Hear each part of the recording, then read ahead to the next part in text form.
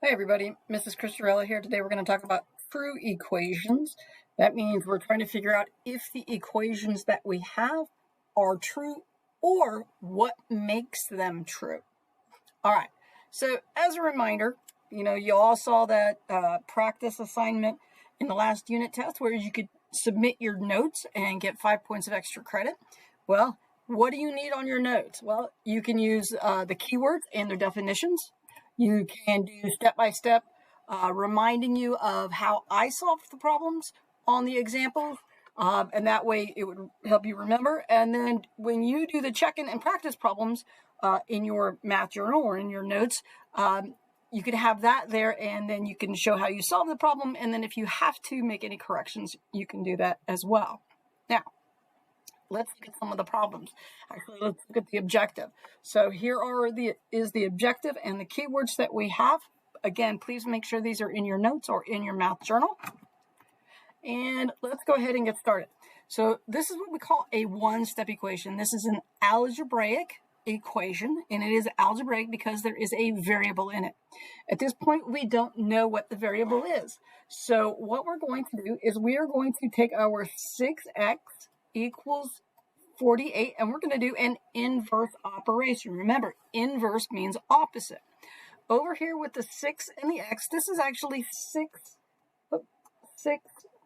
times x, okay? So it's multiplication. So we want to do the opposite, which is division. So we're going to divide 6 from each side. When this happens, we're able to have our variable, our x, isolated, which means it's all by itself. Because when we do this division, 6 divided by 6, we get 1. When we have a coefficient of 1, we can just write that variable. Over here, all we need to do is divide 48 divided by 6. Again, you can use your calculator, but I would prefer if you tried to memorize some of those multiplication tables. But 48 divided by 6 is going to give you 8. So the equation would be 6 with x being 8. So 6 times 8 equals 48. Another one. Oh, yeah, okay. So again, we're going to solve the equation. N over 5 equals 11. There's n over 5 equals 11. This is set up as a fraction. Fraction are division problems. What's the opposite of division? Multiplication.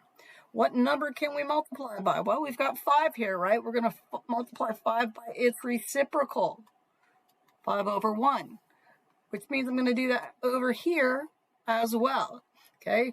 5n over 5, it's going to give me, I'll write it out, 5n over 5. 5 divided by 5 is 1, so I have n. 11 times 5 is going to give me 55, so n is equal to 55. Okay, let's try another one. This one says solve the equation. Y plus 8 equals 19 minus 3. Now, you're not always going to get, your equation on one side, your expression equals a set number. It may have additional numbers that it's equal to, as in this case right here. So we have y plus 8 equals 19 minus 3. Well, let's do this. I know 19 minus 3 is equal to what? 16. So now I'm just going to bring the rest of this over here. This is addition. The opposite of addition is subtraction. So I'm going to subtract 8 from both sides. Again, that gets my variable all by itself because 8 minus 8 is 0. So that means I have y is equal to 16 minus 8, which is equal to 8. All right. This one says solve the equation. 4 times 2 equals 13 minus m. All right. So what are we going to do here? We're going to start off with right here. What is 4 times 2? That means it's 8. So we're going to say 8 is equal to 13 minus m. How can we solve this? Well, we're going to go ahead and subtract 13 from both sides. Okay. So if I've got 13, let's see. 13 minus 13 is 0, so that means I have negative m equals 8 minus 13. Uh-oh, what's 8 minus 13? That would give us negative 5. I'm going to multiply both sides by negative 1, which 1 times 5, negative 1 times negative 5 is 5, and negative m times negative 1 is going to give me a positive m. Now, I know we really haven't done a whole lot of this, but you guys will be okay, I promise. Okay, now, I know I kind of stepped into some stuff here that we haven't done yet, but here's what I want you to look at. If I have 8 equals 13 minus m, right? What does m have to be to equal 8? Okay, what do I have to subtract from m? I'm subtract from 13. Well, if I took 13 and subtracted 8, what would I get?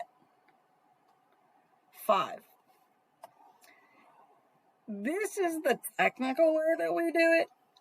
This is the shortcut. Shortcuts are good. Shortcuts are fine. Okay? Just don't panic. I promise it'll all be good. All right. Oh, there we go. All right. This time we're going to switch it up a little. We're going to give you some options. Okay? So it says, which of the following is a solution to the equation 19 plus x equals 32? So is it 3, 11, or 13? So let's look at this. So let's go 19 plus 3. Well, 19 plus 3 is 22. So that does not equal. How about 19 plus 11? So if I did that, 19 plus 1 is 0, and 30. Nope, that doesn't equal either. Our last one is 19 plus 13. So what if I add 19 to 13? 9 plus 3 is, it's 12. Looking good here. So 1, 2, 3, 32. So this one right here, our x would be equal to 13. All right, let's try another one. This time we have m plus 18 equals 26. Our options are 8, 12, and 44. Okay, so let's take m plus 18. We'll make 8, m, what do you call that? 8. 8 plus, let's see, 8 plus 8 is 16. Oh, hey, this one looks good, right? Let's try the next one just to make sure. What if I added 12 to 8? 0 from 30. Nope, that doesn't work. And 44 plus 18. 4 plus 4 is 12, or 8 plus 4 is 12. Carry the 1. 4, 5, 6. No, so that doesn't work either. Okay. All right, let's try one more. Again, we're using substitution. We have our equation. We know what it could be. So we're just plugging these numbers in, substituting them in to see if they are what makes this equation true. All right, this one, so we have 3x minus 7 equals 11. So we're going to put that 4 in where the 3 was. So we're going to go 3 times 4, so that'll give me 12 minus 7 equals 11. 12 minus 7 is 5. 5 does not equal 11, okay? One doesn't work. The next one says 3 and 5 will be our number. So 3 times 5 is 15 minus 7 equals 11. 15 minus 7 is 8. 8 does not equal 11. Last one. 3 times 6 is 18 minus 7 equals 11. 8 minus 7, let's see, 8 minus 7 is 1. So 11 equals 11. So this is the correct equation. That makes the statement true, the equation true. All right. This is a little bit more complex. I don't think it's more complex. The lesson says it's more complex. And that's only because they've added over here, instead of just having one number, we have 2 numbers. Okay? But we still have 3 options. So we have 14, 17, and 19 could make this equation true. So the first one is y minus 3 equals 11 plus 5. So we're going to substitute that y and make it 14. So let's see, 11. So 14 minus 3 is 11. 11 plus 5 is 16. They do not equal. Okay, next one. 17 minus 3 is 14 equals 11 minus 5. That's 16. Nope, that don't equal either.